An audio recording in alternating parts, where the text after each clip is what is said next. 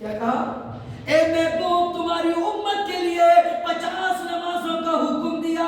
اب حضرت ہمارے نبی کریم صلی اللہ علیہ وسلم آسمانوں اور عرش اعظم سے بلندی کو طے کرتے ہوئے جب واپسی لوٹتے ہیں تو پھر حضرت موسیٰ علیہ السلام سے تکرار ہوتا ہے. موسیٰ علیہ السلام پوچھتے ہیں، عرض بیان کرتے ہیں، اے محبوب دو عالم، اے محمد عربی صلی اللہ علیہ وسلم، ذرا یہ تو بتائیں، آپ اللہ کی بارگاہ میں گئے تھے تو رب کی بارگاہ سے کیا عطا کیا گیا ہے، کیا آپ کو تحفہ دیا گیا ہے؟ ہمارے نبی آخر الزمان صلی اللہ علیہ وسلم، خاتم النبیین صلی اللہ علیہ وسلم ارشاد فرماتے ہیں، اے موسیٰ مجھے رب ذوالجلال نے فرمایا کہ میری امت کے لیے 50 نمازوں کا حکم دیا گیا ہے. حضرت جناب موسیٰ علیہ السلام کہتے ہیں، یا محمد الرسول اللہ صلی اللہ علیہ وسلم، آپ کی امت میں جانتا ہوں کمزور ہوگی، اتنی طاقتور نہیں ہوگی، کیونکہ میری امت نے عبادت نہ کر سکی. اس لیے یا نبی اللہ آپ میرا کہا مانے اور جناب باری میں جا کر پھر عرضی لگائیں اور کچھ نمازیں کم کرا کے آئے. حضرت موسیٰ کے کہنے کے مطابق سرکار دو عالم صلی اللہ علیہ وسلم پھر جناب باری میں پہنچتے ہیں اور عرضی لگاتے ہیں، اے پروردگار عالم، میری امت کمزور ہوگی، 50 نمازیں زیادہ ہیں، کچھ کم کی جائے. رب کا حکم ہوا، اے نبی آخر الزمان، اے محبوب دو عالم، تمہاری امت کے لیے 5 نمازیں کم کر کے 45 کر دی. اب حضرت موسیٰ کے پاس میں دوبارہ آئے، حضرت جناب موسیٰ علیہ السلام پھر کہتے ہیں، اے محمد عربی نماز ابھی زیادہ ہے اور کم کرا کے آئیے. حضرت موسیٰ کے کہنے کے مطابق اب نبی صلی اللہ علیہ وسلم پھر جاتے ہیں اور جا کر جناب باری میں کہتے ہیں، اے پروردگار عالم، میری امت کمزور ہے، میری امت کی عمر کم ہے، الہی نماز کو کم کر دے. پھر کم ہو گئی، پھر 5 نمازیں کم کر دی گئی، حتیٰ کہ لکھا ہے روایتوں میں 1 بار نہیں، 2 بار نہیں، بلکہ حتیٰ کہ 7 یا 9 بار حضور پاک صلی اللہ علیہ وسلم کبھی جناب موسیٰ کے پاس میں آتے، کبھی جناب باری میں جاتے، اللہ کی بارگاہ میں جاتے اور کم کراتے. ہر بار 5 نمازیں کم ہو جاتی، حتیٰ کہ 5 نمازیں رہ گئی. اب حضرت موسیٰ علیہ السلام کہ جب نزدیک آئے تو موسیٰ علیہ السلام نے پھر پوچھا، اے جناب محمد رسول اللہ صلی اللہ علیہ وسلم، ذرا یہ بتائیں کہ اب کیا حکم ہوا ہے؟ کہا کہ میری امت کے لیے 5 نمازوں کا حکم دیا ہے. حضرت موسیٰ علیہ السلام کہتے ہیں، نہیں، آپ ایک بار اور جائیے، ایک بار اور جائیے، کچھ کم کرا کے آئیے، کیونکہ میں جانتا ہوں آپ کی امت اتنی نہ عبادت کر سکے گی. وہ تو احسان ہے حضرت موسیٰ علیہ السلام کا. 50 نمازیں ملی تھی، 5 ہی رہ گئی. اگر موسیٰ ضد نہ کرتے تو آج ہمارے لیے 50 ہی نمازوں کا حکم ہوتا. موسیٰ علیہ السلام کا بڑا احسان ہے. حضرت موسیٰ علیہ السلام نے کوہ طور پر رب سے ارشادات یا الفاظات کہے تھے، اے پروردگار عالم، میں تیرا دیدار کرنا چاہتا ہوں. حضرت موسیٰ علیہ السلام بار بار اصرار کرتے ہیں، لیکن رب ذوالجلال فرماتا ہے، اے موسیٰ، تمہاری آنکھوں میں وہ تاب نہیں ہے کہ تم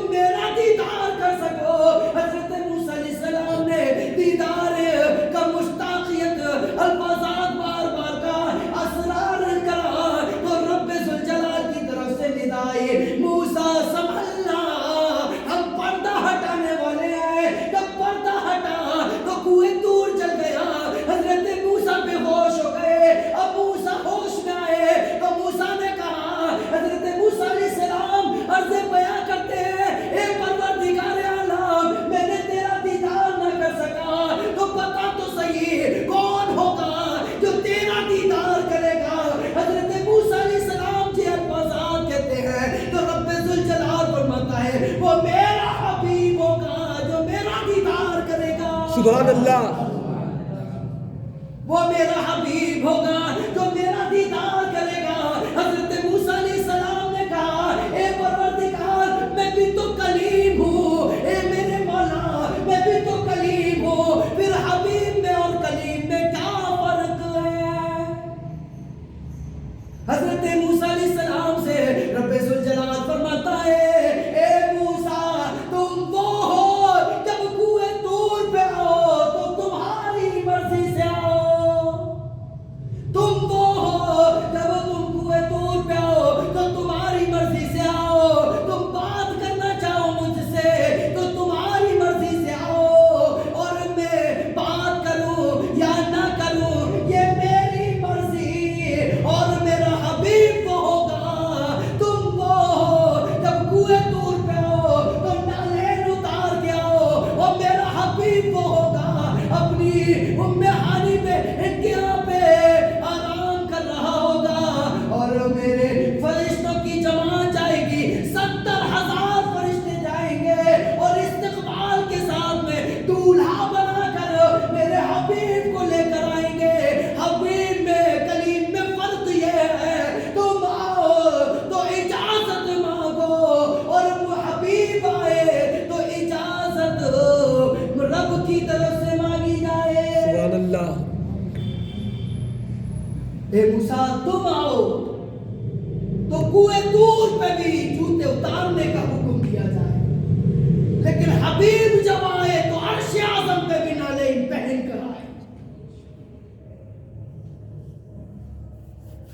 اے موسیٰ، حضرت موسیٰ علیہ السلام نے پھر رب ذوالجلال کی بارگاہ میں یہ عرض بیان کیا اے پروردگار عالم اگر میں تیرا دیدار نہ کر سکا تو اپنے حبیب صلی اللہ علیہ وسلم کا دیدار کرا دینا.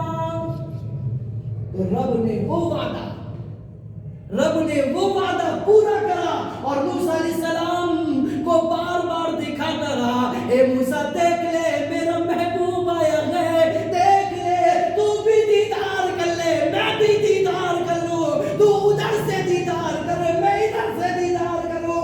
کبھی نبی کریم صلی اللہ علیہ وسلم جناب موسیٰ کے پاس پہنچتے ہیں، کبھی جناب باری میں پہنچتے ہیں. رب تو جانتا تھا کہ نبی 5 پہ مان جائیں گے، لیکن کم کرنے کا تذکرہ اس طریقے سے رہا، ہر بار 5 کم کری گئی. رب ذوالجلال سے کیا چھپا ہوا ہے؟ وہ چاہتا تو ایک بار میں کم کر دیتا. اگر ایک بار میں کم کیا جاتا تو موسیٰ کا دیدار کرنے کا وہ مشتاقانہ انداز، وہ اسرار ختم ہو جاتا. اس لیے موسیٰ کو دیدار کرانا تھا اور حبیب کو بار بار بلانا تھا. سبحان اللہ. حضرت موسیٰ علیہ السلام جو دیدار کے مشتاق تھے، اسرار الہی میں بڑے بےتاب تھے، کہا کہ مجھے حبیب کا دیدار کرتے. تب حضرت نبی کریم صلی اللہ علیہ وسلم معراج کی رات میں کبھی جناب موسیٰ کے پاس جاتے ہیں، کبھی حضور اللہ کے بارگاہ میں حاضر ہوتے ہیں. بہرحال 5 نمازیں ملی. عزیزو جب بارگاہ الہی میں پہنچے اللہ کے رسول صلی اللہ علیہ وسلم، تب بھی امت کا خیال تھا. آج امت کا حال بے حال ہے. آج ہم نمازوں سے دور ہیں، روزے سے دور ہیں، زکات سے دور ہیں، قرآن سے دور ہیں. ہمارے نبی صلی اللہ علیہ وسلم نے معراج کی رات میں بھی رب ذوالجلال نے ایک بار نہیں بلکہ روایت میں آتا ہے، یوں آتا ہے کہ 70,000 بعد رب نے یہ الفاظ پوچھا اے محبوب بتا کیا چاہتے ہو، اے محبوب بتاؤ کیا چاہتے ہو. ہر بار ایک ہی الفاظ تھا، رب حبلی امتی، اے اللہ میری گناہگار امت میرے حوالے کر دے. اللہ نے تو یہاں تک کہا تھا کہ محبوب آدھی امت میں بخش دوں گا، اس پر خوش ہو جاؤ. کیا کہا؟ آدھی امت بخش دی جائے گی، اس پر خوش ہو جاؤ. حضور فرماتے ہیں، حضور کا فرمان سنیے. رب ذوالجلال کی بارگاہ میں عرضی لگائی اے پروردگار عالم اگر آدھی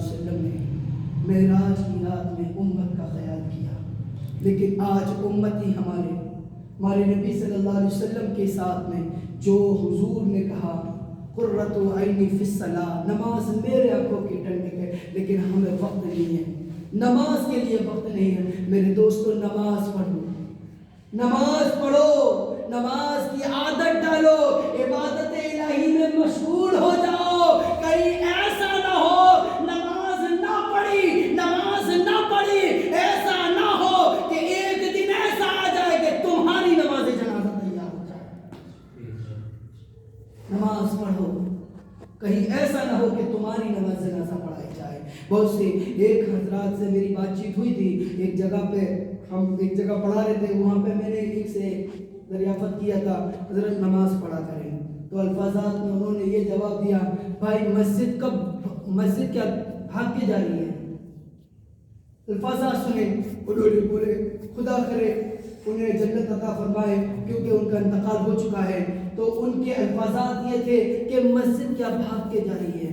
میں نے کہا بھائی مسجد بھاگ کے نہیں جائے گی، تم بھاگ کر چلے جاؤ گے، تمہاری روح پرواز ہو جائے گی، تم دنیا چھوڑ جاؤ گے، اس مقامات کو چھوڑ جاؤ گے، اور اللہ کا گھر، اللہ کا مکان، اللہ کی مسجد یہی قائم رہے گی، لیکن تم چلے جاؤ گے۔ میرے دوستو، میرے عزیز ساتھیو، کبھی کبھار بول ہمارے غلط ہو جاتے ہیں، یہ الفاظات زبان ہمارا ساتھ نہیں دیتی ہے۔ کوشش کریں جو الفاظات گناہ گاری کے ہوں، جو الفاظات برے ہوں، جو الفاظات ہماری زبان سے تکرار کے ساتھ میں، کہیں ایسا نہ ہو زبان ہم کھولیں اور رب کی بارگاہ میں کوئی غلط الفاظات بول دیا جائے، حضور کی شان میں کوئی گستاخانہ الفاظات کہہ دیا جائے، تو ان الفاظات سے بچیں، ان برے کلمات سے بچیں۔ انشاءاللہ العزیز ہم اپنی زبان پہ لگام لگائیں گے۔ رسول فرماتے جنت کی مقدار، جنت کا حقدار تمہیں بتا دیا جائے گا۔